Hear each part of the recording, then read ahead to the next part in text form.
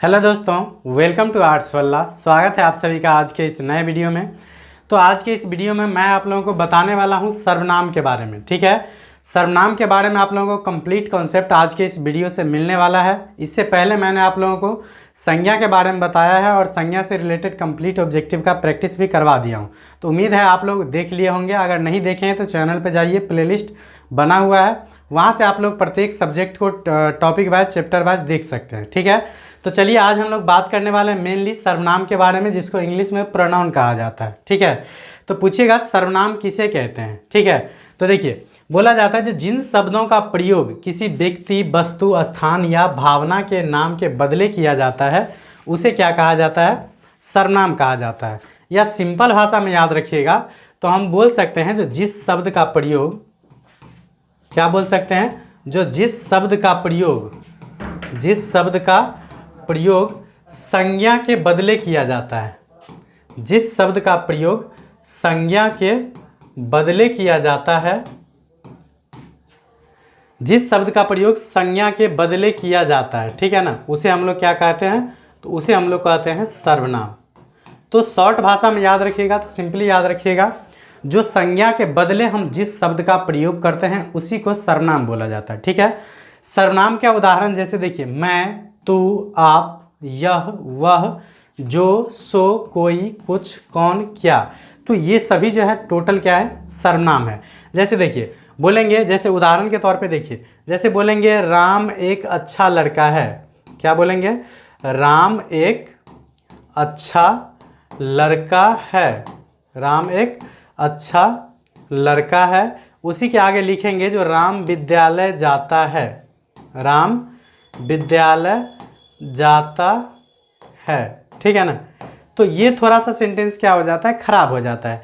तो इस प्रकार के सेंटेंस के लिए हम लोग क्या करते हैं? तो यहाँ राम के जगह हम क्या प्रयोग करेंगे? तो यहाँ पे हम प्रयोग करेंगे वह।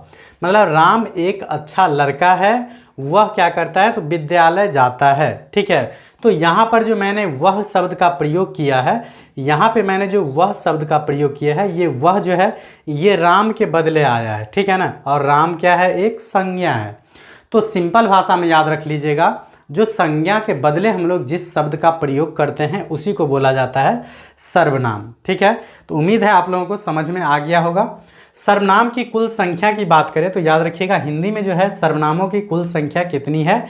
11 है। ठीक है, हिंदी में सर्वनाम की संख्या, ठीक है ना, भेद नहीं पूछ रहे हैं, प्रकार नहीं बता रहे हैं। ठीक है ना, ये संख्या बता रहे हैं। अगर प्रकार पूछा जाए तो 6 बताइएगा। ठीक है ना, पूछेगा हिंदी में सर्वनाम के कितने भेद या कितने प्रकार होते हैं तो आप लोगों को बताना है 6। अगर हिंदी में सर्वनाम की संख्या पूछा जाए तो संख्या याद रखना है आप लोगों को 11 है। कभी पूछ लिया जाए कौन कौन सा, तो ये याद रख लीजिएगा मैं, तू, आप, यह, वह, जो, सो, कोई, कुछ, कौन, क्या। इसको आप काउंट कीजिएगा तो 1 2 3 4 5 6 7 8 9 10 और 11। तो यहाँ से टोटल जो है ये हो जाता है 11। ठीक है ना, इस प्रकार से हिंदी में सर्वनाम की संख्या कितनी है? तो 11 है। और सर्वनाम के प्रकार पूछ लिया जाए या भेद पूछा जाए जो सर्वनाम के कितने भेद होते हैं, तो याद रखिएगा सर्वनाम के जो है कुल 6 भेद होते हैं। कौन कौन? तो पहला हो गया पुरुषवाचक सर्वनाम, दूसरा हो गया निश्चयवाचक सर्वनाम, तीसरा हो गया अनिश्चयवाचक सर्वनाम, तीसरा, उसके बाद चौथा हो गया संबंधवाचक, उसके बाद है प्रश्नवाचक सर्वनाम और 6 में हो जाएगा निजवाचक सर्वनाम। तो आज वीडियो का अगर आप लोग अंत तक देख लेते हैं तो इस 6 में जो है किसी एक में भी कभी कन्फ्यूजन नहीं होगा, जीवन में कभी नहीं। ठीक है ना, आप लोग इसे देख लीजिए। इसके नेक्स्ट वीडियो जो आएगा इसमें मैं आप लोगों को सर्वनाम से रिलेटेड कंप्लीट ऑब्जेक्टिव का प्रैक्टिस करवा दूंगा। उसके बाद आप लोगों को पता चल जाएगा जो मैंने जो सर्वनाम पढ़ा है वो किसी काम का है या नहीं। पढ़ने के बाद मुझसे ऑब्जेक्टिव क्वेश्चन बनता है या नहीं। ठीक है ना, चाहे आप 10th के हो, 12th को हो या चाहे अदर कोई भी कम्पिटिटिव एग्जाम के हो। ठीक है ना, जिसमें भी आप लोगों को हिंदी ग्रामर से क्वेश्चन पूछा जाता है उस सभी के लिए ये इंपॉर्टेंट है। ठीक है, चलिए उसके बाद इसके पहले एक ज़रूरी सूचना है, अगर आप लोगों को इस क्लास का PDF चाहिए या मेरे द्वारा करवाए गए किसी भी क्लास का PDF चाहिए तो ये हमारा आर्ट्स वल्ला का ऑफिशियल चैनल है टेलीग्राम का। यहाँ से आप लोग ज्वाइन हो जाइएगा तो प्रत्येक क्लास का PDF बिल्कुल फ्री में मिल जाएगा और यहाँ पे आप लोगों को नोट्स भी प्रोवाइड किया जाता है A4 साइज में। ठीक है, तो चलिए हम शुरू करते हैं बिना किसी देरी के। तो सर्वनाम के बारे में मैंने बता दिया है, सर्वनाम के भेद भी बता दिया हूँ। उसके बाद बारी आती है जो पहला जो ये सर्वनाम है ये है पुरुषवाचक सर्वनाम। तो पूछा जाएगा पुरुषवाचक सर्वनाम किसे कहते हैं। तो सिंपल भाषा में याद रखिएगा, जो जिस सर्वनाम का प्रयोग वक्ता, श्रोता और अन्य के लिए किया जाता है, वक्ता, श्रोता या किसी अन्य के लिए किया जाता है, उसी को बोला जाता है पुरुषवाचक सर्वनाम। या सिंपल भाषा में याद रख लीजिएगा, तो महिला और पुरुष के बदले जिस सर्वनाम का प्रयोग करते हैं उसी को बोला जाता है पुरुषवाचक। ठीक है, यहाँ वक्ता का मतलब हो गया बोलने वाला, श्रोता का मतलब हो गया सुनने वाला, और किसी अन्य का मतलब हो गया जिसके बारे में हम बात करेंगे। जैसे मैंने आपसे कहा, जो वह क्या है, वह बहुत मतलब तेज विद्यार्थी है। तो मैंने जो बोला मतलब अर्थात मैं वक्ता हूँ, तो मैं हो गया प्रथम पुरुष। ठीक है ना, या बोल सकते हैं पुरुषवाचक ही बोल सकते हैं। ठीक है, तो ये सभी के सभी क्या हो जाएगा, तो ये पुरुषवाचक हो जाएगा। ठीक है, जैसे मैं, तू या तुम, वह, ये सभी क्या है, पुरुषवाचक सर्वनाम। ठीक है, उसके बाद पूछा जाएगा जो पुरुषवाचक सर्वनाम के कितने भेद होते हैं। तो सर्वनाम के तो 6 भेद होते हैं, और पुरुषवाचक सर्वनाम के कभी पूछ लिया जाए तो पुरुषवाचक सर्वनाम के जो है कुल 3 भेद होते हैं। 3 भेद कौन कौन, तो एक हो जाएगा प्रथम पुरुष, दूसरा द्वितीय पुरुष, और तीसरा हो जाता है तृतीय पुरुष। इसका अन्य नाम भी होता है, जैसे प्रथम पुरुष को हम बोलते हैं उत्तम पुरुष, द्वितीय पुरुष को बोलते हैं मध्यम पुरुष, और तृतीय पुरुष को बोला जाता है अन्य पुरुष। ठीक है, इंग्लिश में आप लोग पढ़े होंगे फर्स्ट पर्सन। ठीक है ना, क्या पढ़े होंगे, फर्स्ट पर्सन, उसके बाद सेकेंड पर्सन। ठीक है ना, इंग्लिश अगर आप लोग पढ़े होंगे तो निश्चित रूप से पता होगा फर्स्ट पर्सन, सेकेंड पर्सन और थर्ड पर्सन। ठीक है ना, तो अगर आप लोग इंग्लिश में पढ़े होंगे तो निश्चित रूप से वहाँ से भी आप लोगों को कॉन्सेप्ट क्लियर हो जाएगा, कोई दिक्कत नहीं होगा। ठीक है, तो पुरुषवाचक समझ गए होंगे। चलते हैं हम लोग प्रथम पुरुष, द्वितीय पुरुष और तृतीय पुरुष के बारे में। तो बोलिएगा सर प्रथम पुरुष या उत्तम पुरुष किसको बोलते हैं। तो देखिए सिंपली याद रखिएगा, जो वक्ता जिन शब्दों का प्रयोग अपने लिए करते हैं, या हम बोल सकते हैं जिस शब्द का प्रयोग हम वक्ता के लिए करते हैं। तो वक्ता के लिए हम किस सब करते हैं, जैसे मैं अगर बोलूँगा तो मैं या हम बोल सकते हैं। ठीक है ना, तो मैं और हम का जितना भी आप रूप बना लीजिए उसको हम बोलते हैं उत्तम पुरुष या प्रथम पुरुष। ठीक है ना, सिंपली याद रख लीजिएगा, मैं और हम, इसका आप लोग जितना रूप बना लीजिए, मैं, मेरा, मुझे, मुझसे, तो ये सभी के सभी क्या हो जाएगा, तो ये हो जाएगा प्रथम पुरुष या उत्तम पुरुष। दूसरा हो जाता है मध्यम पुरुष। सिंपल याद रखिएगा, जो श्रोता के लिए हम लोग जिस सर्वनाम का प्रयोग करते हैं, अर्थात सुनने वालों के लिए जिस सर्वनाम का प्रयोग करते हैं उसको बोला जाता है मध्यम पुरुष।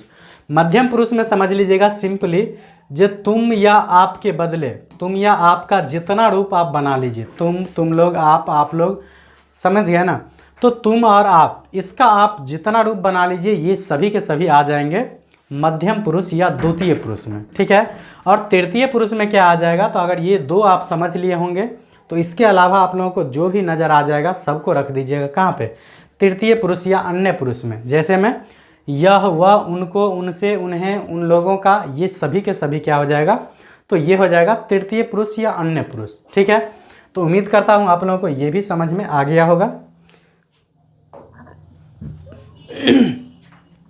तो पुरुषवाचक सर्वनाम के बाद दूसरा जो सर्वनाम है ये है निश्चयवाचक। इसका अन्य नाम क्या है, संकेतवाचक। ये नाम जरूर याद रख लीजिएगा, क्योंकि इससे आप थोड़ा सा कंफ्यूज हो सकते हैं, लेकिन संकेतवाचक से आप लोगों को पूरा क्लियर हो जाएगा। ठीक है, तो नाम ही है निश्चयवाचक या संकेतवाचक।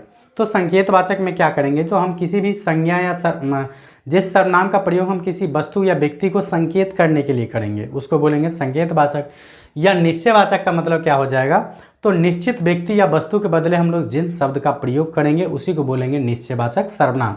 जैसे किसी को बोलेंगे जो वह जा रहा है, इसका मतलब क्या है, जो वह अगर जा रहा है अभी तभी हम बोलेंगे वह जा रहा है। ठीक है ना, तो यहाँ पे वह क्या हो जाएगा, तो वह को हम बोलेंगे निश्चयवाचक सर्वनाम। ठीक है ना, जैसे हम देखिए यह, वह, इस, उस, ये, वे, ये सभी क्या है एक प्रकार से, तो हम बोलेंगे निश्चयवाचक या संकेतवाचक। जैसे बोलेंगे यह पुस्तक है तो हम इंडिकेट करेंगे, इसका मतलब हम संकेत कर रहे हैं। ठीक है ना, और यह पुस्तक है इसका मतलब हम उसके बारे में अवगत भी है, मतलब निश्चित है जो यह पुस्तक ही है। तो इस प्रकार से हम निश्चयवाचक भी कह सकते हैं और संकेतवाचक भी कह सकते हैं। ठीक है ना, जैसे बोलेंगे जो क्या, जो यह लड़का है, जैसे क्या बोलेंगे, यह लड़का है, तो यहाँ भी यह जो है क्या है, तो यहाँ भी यह क्या है, तो ये हो जाएगा निश्चयवाचक सर्वनाम या संकेतवाचक। ठीक है ना, उम्मीद है समझ गया होंगे।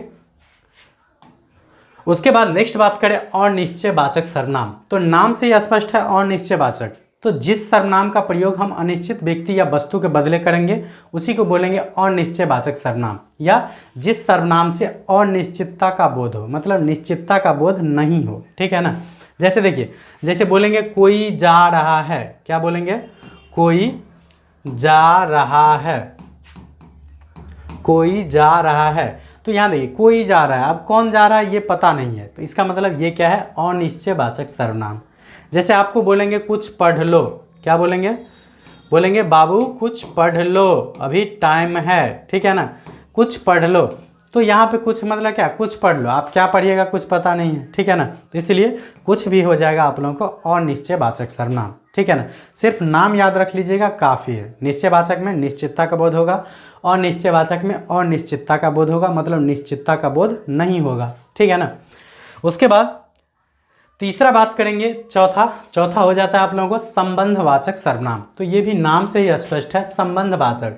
तो जब संबंधवाचक है तो ये क्या करेगा, तो किसी संज्ञा या सर्वनाम से अपना संबंध बताएगा। ठीक है ना, संबंध में क्या आ जाएगा, तो देखिए जैसे बोलेंगे जिसका, जो कि, जो सो, जितना, उतना, ये सभी हो जाएगा। ठीक है ना, जैसे बोलेंगे, जैसे आप बोलेंगे जो आप, जैसे बोलेंगे आप जितना मेहनत करेंगे, आप जितना मेहनत करेंगे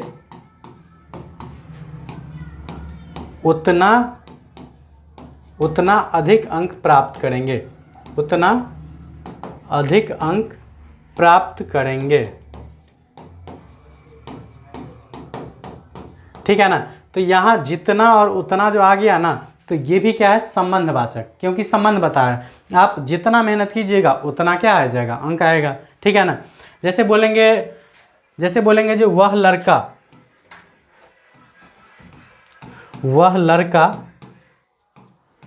बोलेंगे वह लड़का तेज है, वह लड़का तेज है जो अभी पढ़ रहा है, जो अभी क्या कर रहा है, तो पढ़ रहा है। इसका मतलब यहाँ हम जो का प्रयोग किसके लिए कर रहे हैं, तो जो का प्रयोग कर रहे हैं उस लड़के के लिए जो अभी पढ़ रहा है।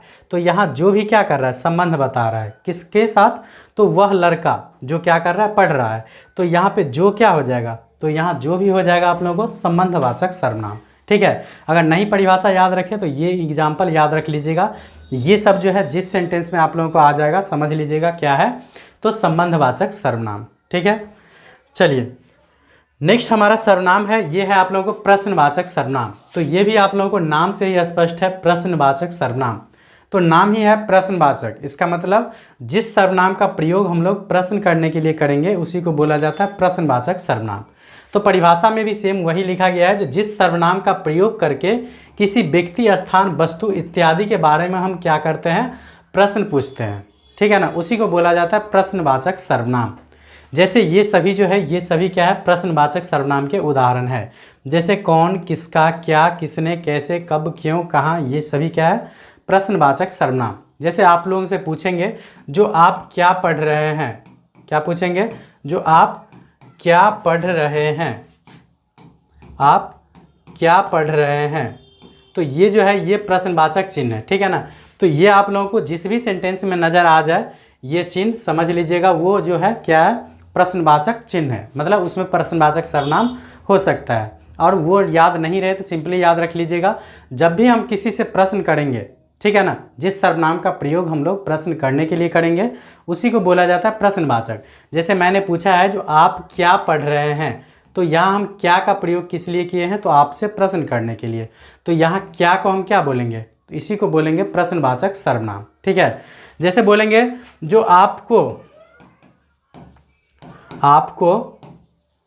कौन सा विषय, आपको कौन सा विषय अच्छा लगता है, कौन सा विषय अच्छा लगता है। ठीक है ना, तो यहाँ भी हमने कौन सा दिए हैं, इसका मतलब ये हम प्रश्न कर रहे हैं, जो आपको कौन सा सब्जेक्ट अच्छा लगता है। ठीक है ना। तो इसको भी हम लोग क्या बोलेंगे, तो ये बोलेंगे प्रश्नवाचक सर्वनाम, ठीक है ना। तो उम्मीद है समझ गए होंगे।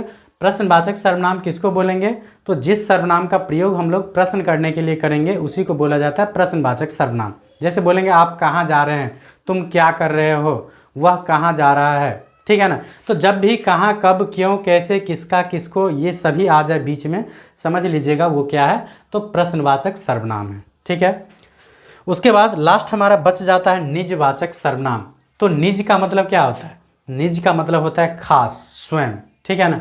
तो बोला जाता है जिन सर्वनाम का प्रयोग वक्ता या लेखक जो है अपने लिए करते हैं, मतलब स्वयं के लिए करते हैं, उन्हें क्या बोला जाता है, निजवाचक सर्वनाम।